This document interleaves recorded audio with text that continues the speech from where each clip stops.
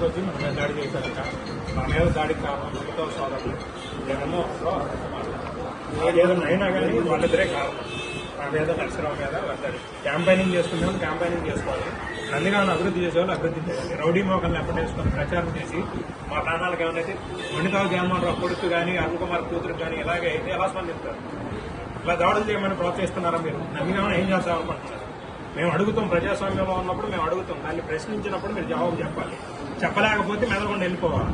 Rowdy మోకల్ని అల్లరి మోకల్ని వారం మోకల్ని వేసుకొని మా ప్రాణాల మీదకి తెస్తారా మీరు? నా ప్రాణానికి ఏ హాని జరిగినా, మా బ్రదర్ నల్లా నరసరావు ప్రాణానికి ఏ ఆపద జరిగినా మొండితోక సోదరులే కారణం. జగన్మోహన్ రావు అరుణ్ కుమారే కారణం.